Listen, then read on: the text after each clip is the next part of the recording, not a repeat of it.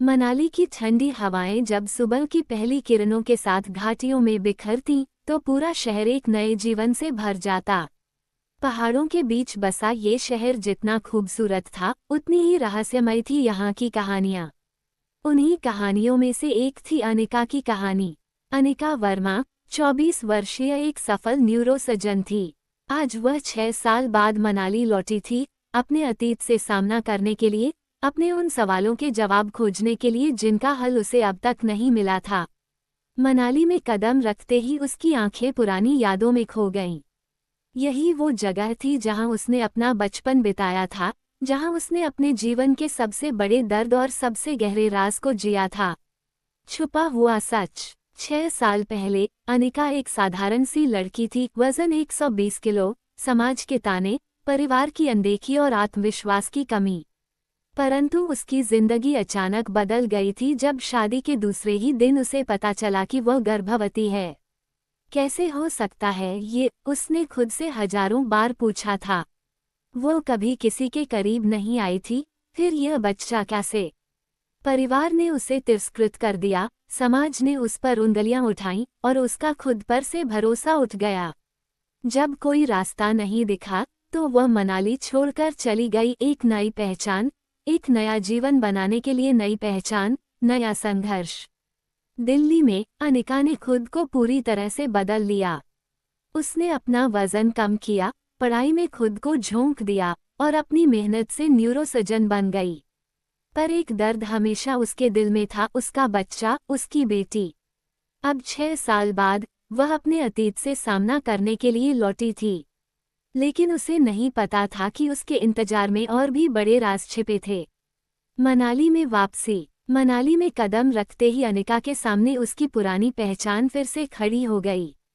वो लोग जो उसे अनदेखा करते थे अब उसकी सफलता से चकित थे। लेकिन उसकी वापसी की सबसे बड़ी वजह थी उसका खोया हुआ बेटा। हाँ, मेरे जुड़वा बच्चे थे और मैं अपने बेटे को नहीं बचा सकी, अनिका ने खुद से कहा। अब उसका एक ही मकसद था, अपने बेटे को ढूंढना और अपने अतीत के उन सवालों का जवाब खोजना जिनसे वह इतने साल भागती रही।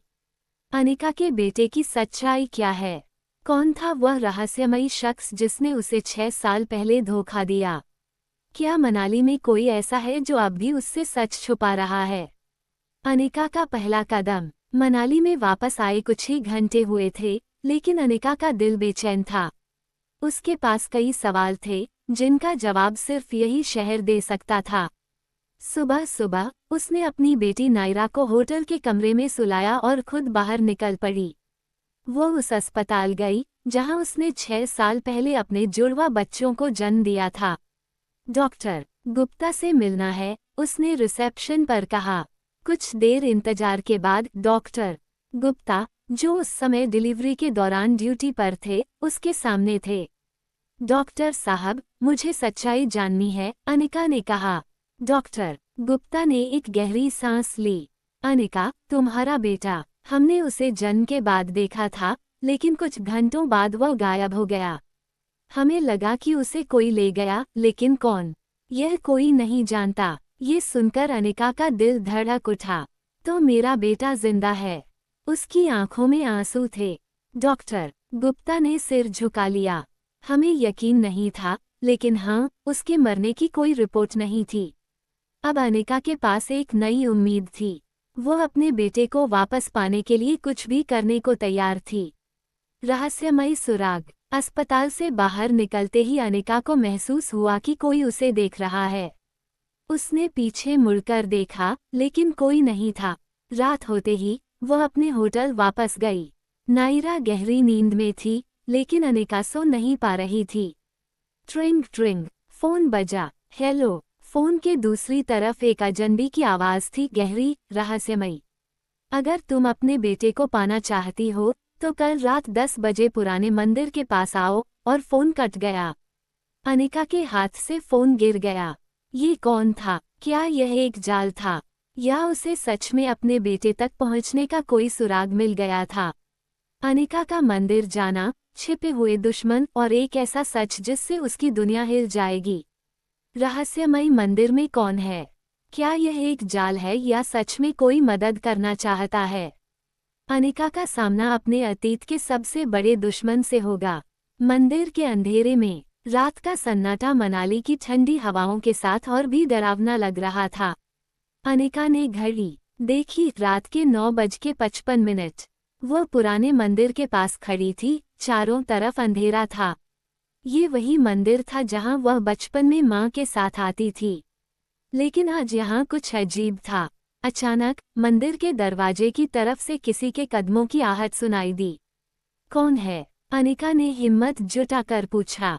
एक परछाई आगे बढ़ी। वो एक लंबा आदमी था जिसने चेहरे पर हुड डाल रखा था। तुम्हें सच जानना है? उसकी गहरी आवाज गूंजी। अनिका की सांसें तेज हो गईं। हाँ। उस आदमी ने जेब से एक पुराना कागज निकाला और उसकी तरफ बढ़ाया। इसे पढ़ो, फिर समझ आ जाएगा कि तुम्हारा बेटा कहाँ है। अनिका ने कांपते हाथों से कागज खोला। उसमें लिखा था, 6 साल पहले जिस रात तुम्हारा बेटा जन्मा, उसे किसी ने चोरी कर लिया था। वह आज भी जिंदा है। लेकिन अगर तुम सच्चाई जानना चाहती हो तो सबसे पहले तुम्हें अपने अतीत को खंगालना होगा। हर वो इंसान जो तुम्हारी जिंदगी से जुड़ा था, वह इस रहस्य का हिस्सा है। कौन? अनिका ने सवाल किया, लेकिन जब उसने सिर उठाया तो वह आदमी गायब हो चुका था। छिपे हुए दुश्मन। अनिका तेजी से होटल वापस लौटी। वह सोच रही थी कौन हो सकता है जिसने उसके बेटे को चुराया। सुबह होते ही वह सीधे मनाली पुलिस स्टेशन पहुंची।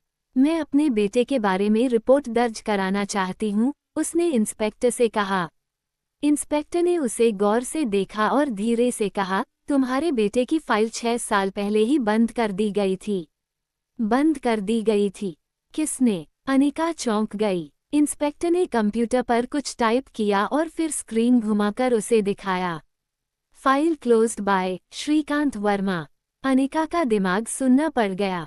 श्रीकांत वर्मा यानी उसका अपना पिता। क्या उसके पिता को पता था कि उसका बेटा कहाँ है? अगर हाँ, तो उन्होंने छुपाया क्यों? अब ये सिर्फ एक बच्चे को ढूंढने की लड़ाई नहीं थी, बल्कि एक गहरे पारिवारिक रहस्य की परतें खोलने का समय आ गया था। क्या अनिका अपने पिता से सच्चाई उगलवा पाएगी? कौन है उसका सबसे बड़ा दुश्मन? और क्या कोई ऐसा भी है जो उसकी मदद कर सकता है? क्या श्रीकांत वर्मा सच्चाई बताएंगे? क्या अनिका अपने बेटे तक पहुंच पाएगी या कोई नया खतरा उसकी राह में होगा? एक ऐसा राज जो उसकी जिंदगी हमेशा के लिए बदल देगा। पिता का राज। अनिका का दिल तेजी से धड़क रहा था। क्या उसके पिता को सच में उसके बेटे के बारे में पता था? वह बिना समय गंवाए अपने पिता श्रीकांत वर्मा के घर पहुंची। दरवाजा खुला और सामने उसकी मां खड़ी थी। अनिका, इतनी रात को मुझे पापा से मिलना है। उसकी आवाज कड़वी थी। मां कुछ कहती, उससे पहले ही अंदर से पिता की आवाज आई। उसे अंदर आने दो। अनिका सीधी उनके कमरे में गई। श्रीकांत वर्मा कुर्सी पर बैठे थे, उनके चेहरे पर गहरी सोच के निशान थे। पापा, आपसे कुछ पूछना है। उन्होंने बिना आंख मिलाए जवाब दिया, मुझे पता था कि ये दिन आएगा। आपको मेरे बेटे के बारे में क्या पता है? श्रीकांत ने गहरी सांस ली और कहा, तुम्हारा बेटा मरा नहीं था, उसे कोई ले गया था। कौन? जिस इंसान ने तुम्हारी जिंदगी को बर्बाद किया, वह तुम्हारा सबसे करीबी था। अनिका को चक्कर आने लगे। क्या इसका मतलब था कि कोई अपना ही गुनहगार था? नाम बताइए, उसने लगभग चीखते हुए कहा। श्रीकांत ने कांपते हाथों से एक तस्वीर निकाली और मेज पर रख दी। अनिका ने तस्वीर उठाई और देखा। ये वही था जिससे उसने कभी सबसे ज्यादा प्यार किया था, विश्वासघात का जख्म।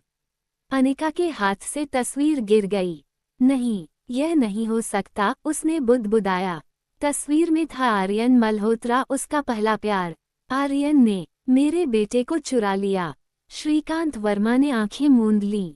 हाँ, आर्यन ही था जिसने तुम्हें शादी के बाद धोखा दिया। लेकिन उसने तुम्हारे बच्चे को क्यों चुराया, ये हमें भी नहीं पता।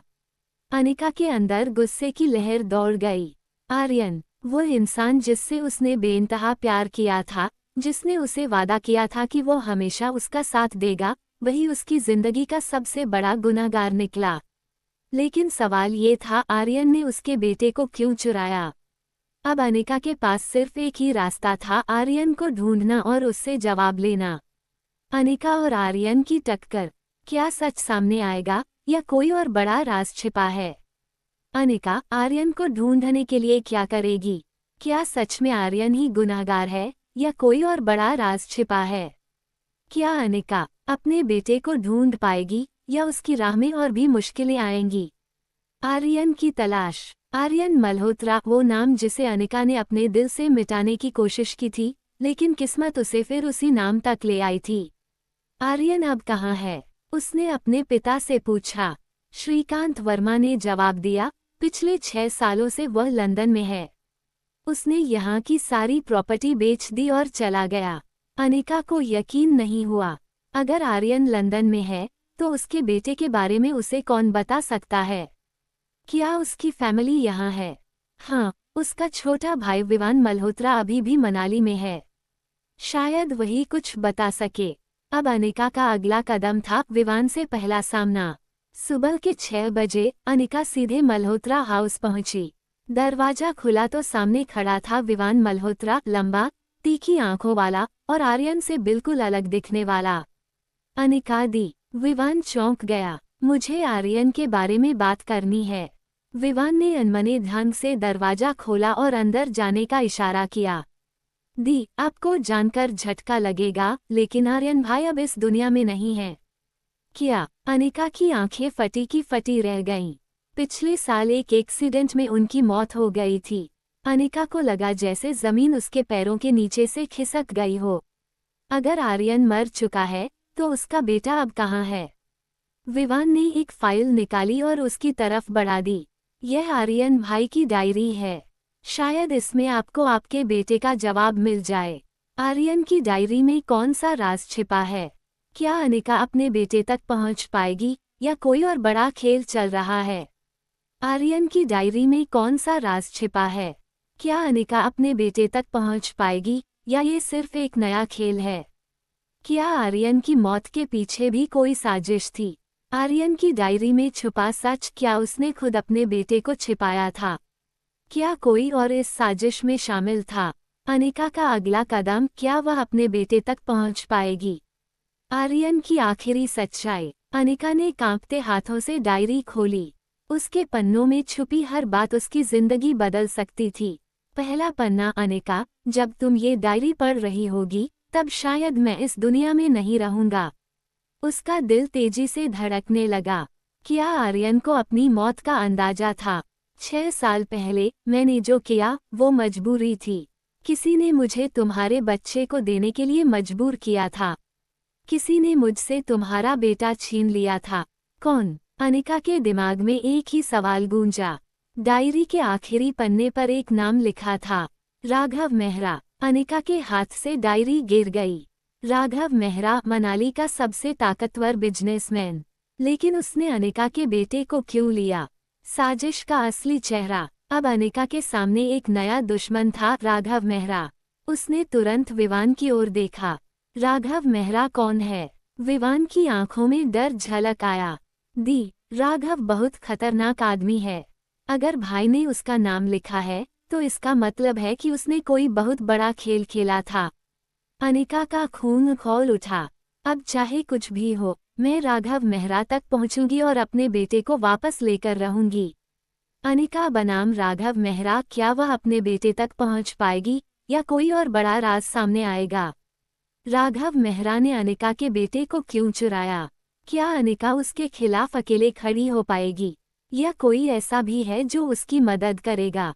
राघव मेहरा से सामना। अनिका अब और इंतजार नहीं कर सकती थी। उसने तुरंत राघव मेहरा की हवेली का पता लगाया और वहां पहुंच गई।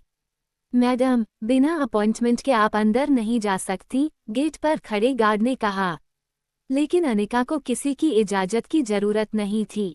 उसने जोर से धक्का दिया और अंदर चली गई। भव्य हॉल के बीचों बीच एक आदमी आराम से सोफे पर बैठा था, राघव मेहरा।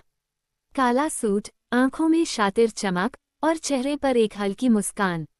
वाह, अनिका वर्मा, तुम अब भी उतनी ही बहादुर हो, उसने धीमे से कहा। अनिका ने गुस्से से पूछा, मेरा बेटा कहाँ है? राघव मुस्कुराया, ओह, तो अब जाकर तुम्हें सच्चाई का अंदाजा हुआ। सच बताओ, वरना अंजाम बुरा होगा। अनिका चिल्लाई। राघव उसकी आंखों में देखता रहा और फिर धीरे से बोला, तुम्हारा बेटा जिंदा है, लेकिन क्या तुम सच में उसके बारे में जानना चाहती हो? एक और बड़ा खुलासा। राघव ने सिगार सुलगाया और कहा, 6 साल पहले तुम्हारे बेटे को मैंने नहीं, बल्कि तुम्हारे ही घर के किसी अपने ने बेचा था।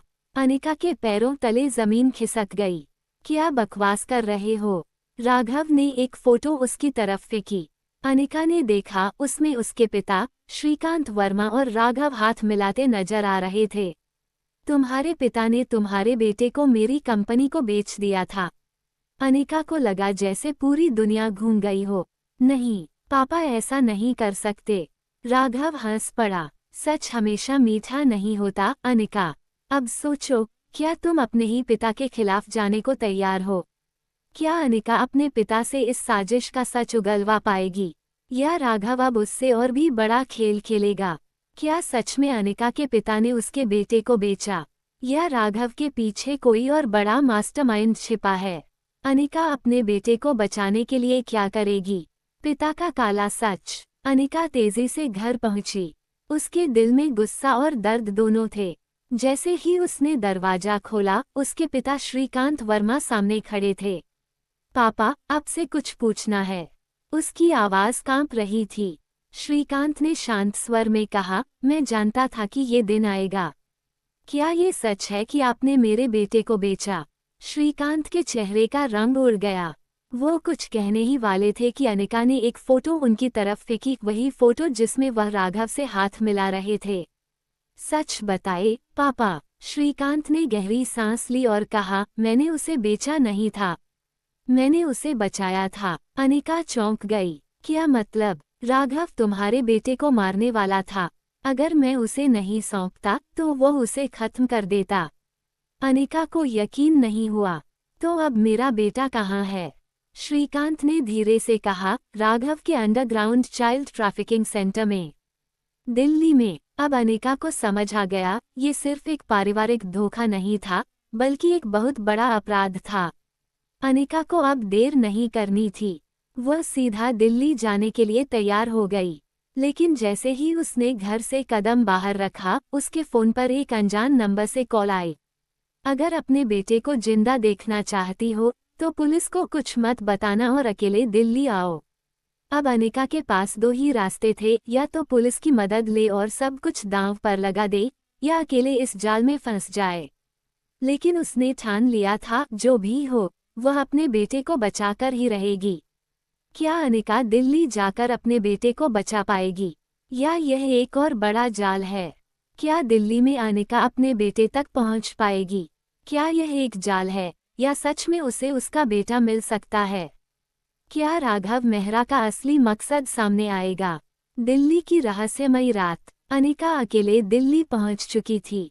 फोन करने वाले अजनबी की दी हुई लोकेशन एक पुरानी फैक्ट्री थी, जो शहर के बाहरी इलाके में थी। अगर यह एक जाल हुआ तो? अनिका के मन में सवाल था, लेकिन उसका दिल कह रहा था कि उसके बेटे तक पहुंचने का यही एक रास्ता था। रात के 11 बजे वह फैक्ट्री के अंदर पहुंची। अंदर का नज़ारा डरावना था। टूटी फूटी मशीनें, जले हुए लकड़ी के टुकड़े और अंधेरे में चमकती लाल लाइटें। अचानक उसके पीछे दरवाजा बंद हो गया। तुम बहुत हिम्मती हो, अनिका। राघव मेहरा की आवाज गूंजी। वह सामने खड़ा था, उसके साथ 5-6 नकाबपोश लोग भी थे। मुझे मेरे बेटे से मिलवा दो, अनिका चिल्लाई। राघव हंसा। इतनी जल्दी नहीं, पहले तुम्हें मेरी शर्त माननी होगी, एक माँ की आखिरी जंग। क्या शर्त? अनिका ने गुस्से से पूछा। राघव ने एक वीडियो चलाया। स्क्रीन पर एक बच्चा नजर आया, 6 साल का, डरा सहमा हुआ। मेरा बेटा। अनिका की आंखों में आंसू आ गए। हाँ, यही है तुम्हारा बेटा, लेकिन इसे वापस पाने के लिए तुम्हें कुछ करना होगा। क्या? राघव मुस्कुराया। तुम्हें मुझसे शादी करनी होगी। अनिका का खून खौल उठा। तुम पागल हो, राघव धीरे से बोला। सोच लो, अगर मुझसे शादी नहीं की तो तुम्हारा बेटा हमेशा के लिए खो जाएगा।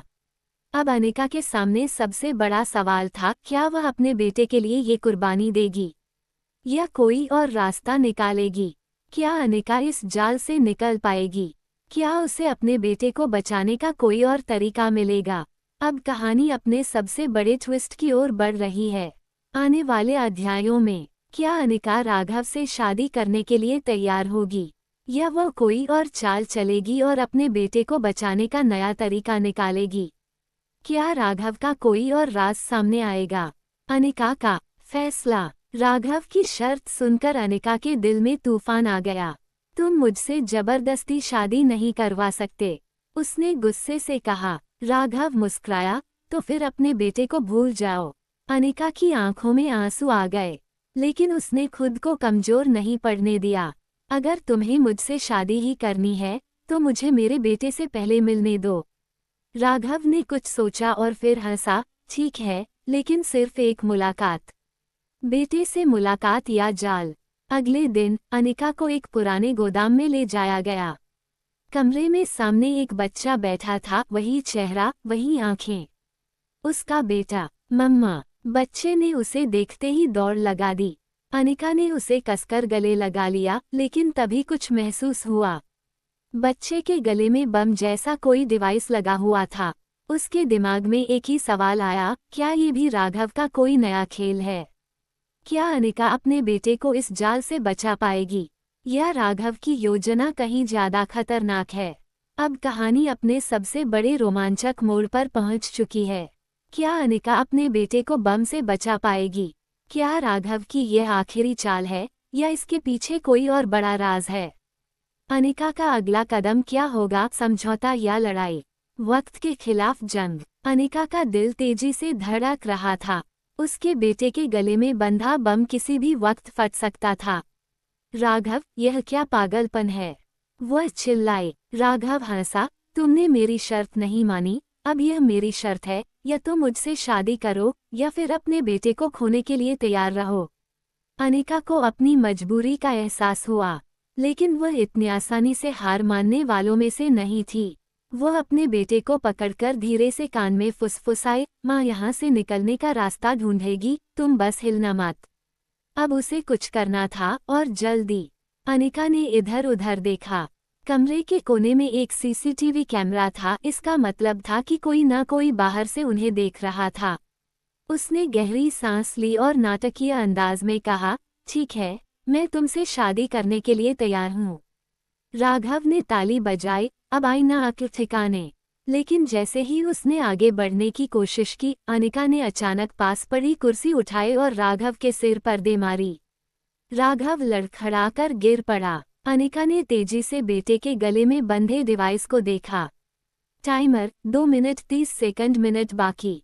ओह नहीं, अब उसके पास सिर्फ 2.5 मिनट थे। क्या वह अपने बेटे को इस मौत के जाल से बचा पाएगी? क्या अनिका टाइम पर बम डिफ्यूज कर पाएगी? क्या राघव इस बार सच में हार जाएगा या उसके पास कोई और चाल बाकी है? अनिका और उसके बेटे की किस्मत क्या होगी? टाइमर तेजी से चल रहा था। 2 minute 15 second, 2 minute 14 second. Anika के हाथ कांप रहे थे। वह समझ नहीं पा रही थी कि बम कैसे हटाए। मम्मा, मुझे डर लग रहा है। बच्चे की आवाज से उसका दिल टूट गया। लेकिन ये डरने का वक्त नहीं था। उसने जल्दी से चारों तरफ देखा, एक वायर कटर टेबल पर पड़ा था। अगर मैं गलत वायर काट दूं तो? लेकिन अब कोई चारा नहीं था।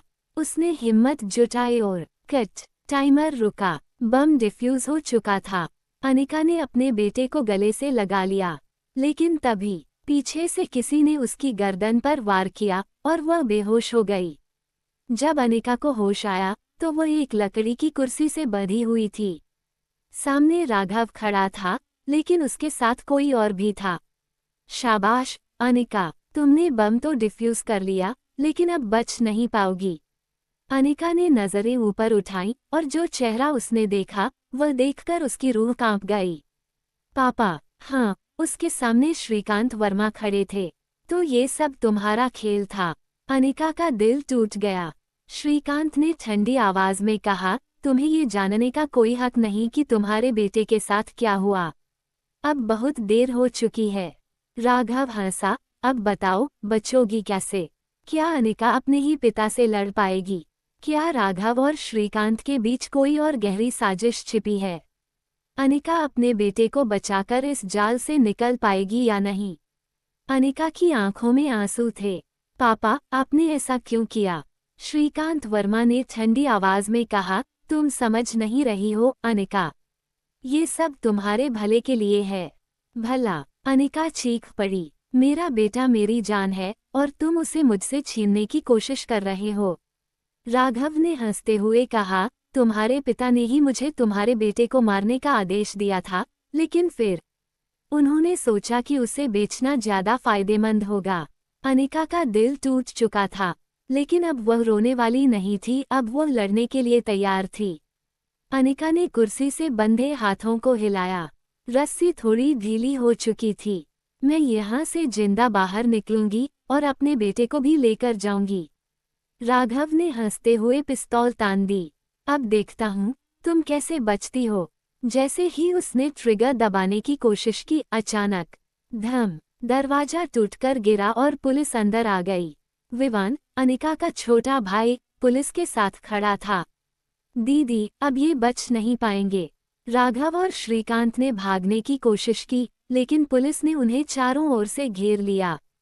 पुलिस ने राघव और श्रीकांत वर्मा को चारों ओर से घेर लिया था, लेकिन राघव इतनी आसानी से हार मानने वालों में से नहीं था। अगर मैं मरूंगा तो अनिका को लेकर मरूंगा। उसने गुस्से में पिस्तौल तान दी, लेकिन इससे पहले कि वह गोली चला पाता, विवान ने झपटकर उसकी बंदूक छीन ली और एक जोरदार मुक्का मारा। राघव जमीन पर गिर पड़ा। पुलिस ने उसे तुरंत गिरफ्तार कर लिया। श्रीकांत वर्मा ने अपनी हार मान ली। उन्होंने पुलिस के सामने हाथ जोड़कर कहा, मैंने जो किया उसके लिए मुझे सजा मिलनी चाहिए। अनिका की आंखों में आंसू थे, लेकिन वह अब कमजोर नहीं थी।